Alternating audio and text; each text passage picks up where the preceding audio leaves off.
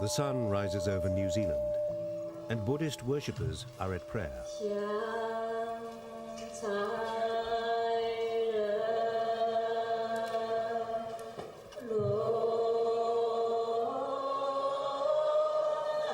Wherever religious people live, they maintain their faith.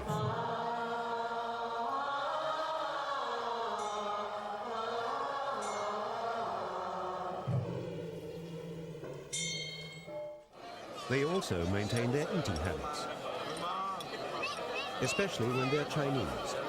In recent years, an increasing number of Chinese immigrants have arrived in New Zealand in the hope of a new and better life. The authorities in Wellington have been encouraging more Asian immigration, and in many ways it has paid off. You have made great contributions to the economic growth, to the social progress of New Zealand, and all these of your dedications have been acknowledged by our New Zealand Parliament. But not everyone believes there's enough acknowledgement of the Asian presence. The first Chinese arrived about 130 years ago to work in the goldfields of Otago on South Island. The total population is still relatively small, but they've begun to make their presence felt through people like Pansy Wong, the first Asian member of New Zealand's parliament.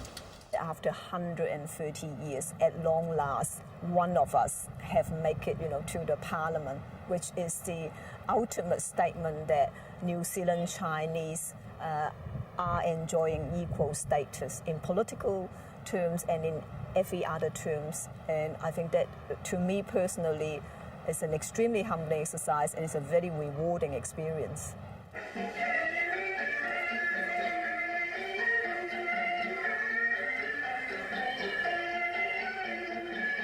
These Taiwanese women are performing the tea-picking dance, a novelty for native-born New Zealanders. The main reason they migrated was for the sake of their children. For myself, I like to share our experience and combine to learn from the other culture as well. So that's why I come in here for. And I think for almost these ladies, they immigrate to New Zealand because to have a better education for their children. Kathy Liu is 23 years old, also from Taiwan, and here rehearses the traditional fan dance.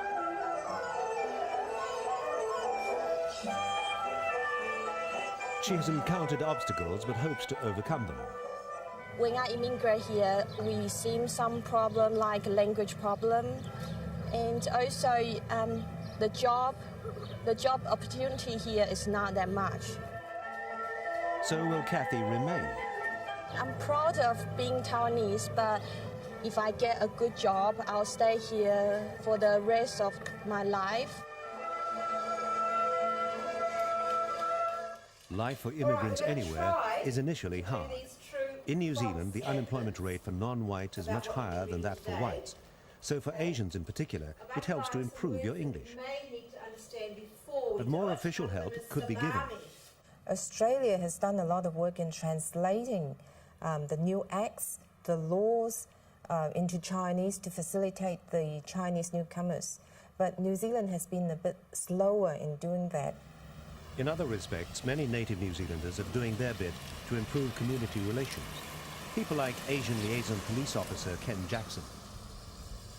Sometimes the Chinese are reluctant to come to the police because of their own conceptions of what the police are from their experiences in their own country. But a lot of it is the cultural gap is huge between the New Zealand society and the Chinese, and the language problems. Jackson's liaison squad was established in 1997 to help deal with the influx of Asians. Unusually for any policeman outside China, he has studied in Shanghai and can speak fluently to the Chinese he meets.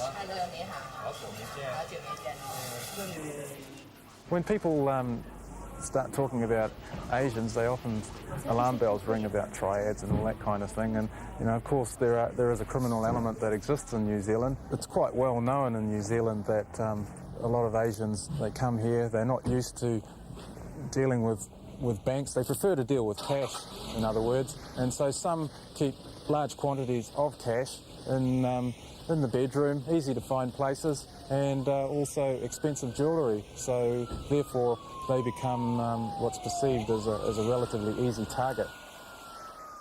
Audrey Chan comes from Hong Kong and took her love of Cantonese opera with her when she moved to New Zealand. She works as a committee secretary for the Waitakere City Council. Her friends appreciate her belief in maintaining Chinese traditions and culture.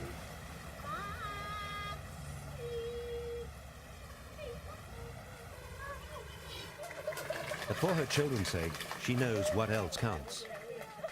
If New Zealand would like to keep the young people here, something need to, be thought about, providing jobs.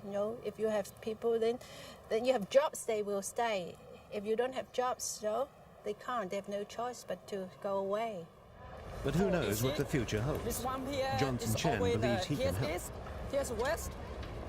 Chen is a master feng shui, relating the spatial location of objects to people's lives, and he's bridging any cultural and community gap. The door is very wide, very big, and it's so very good, good for the run a business. Okay. And this Chen not only advises people regarding their business, but also relationships, health, and other aspects of their daily lives. Yeah. He, his wife, and 2 children come from the Fujian province in China, where he learned techniques in the art of feng shui, passed on from his great-uncles.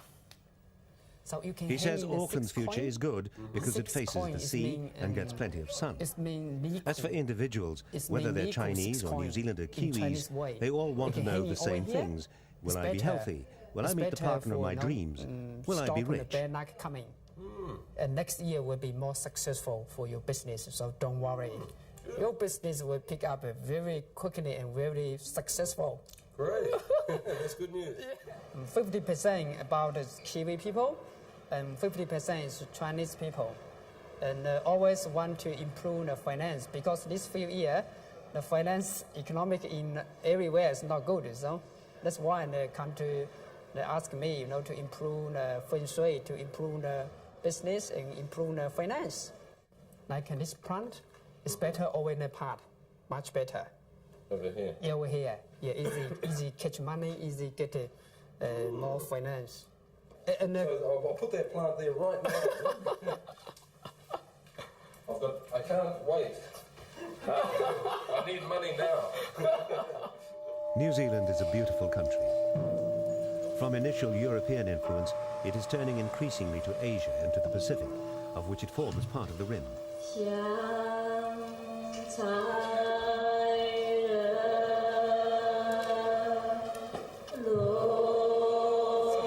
If everyone's life is to improve, people must adapt and learn to live together.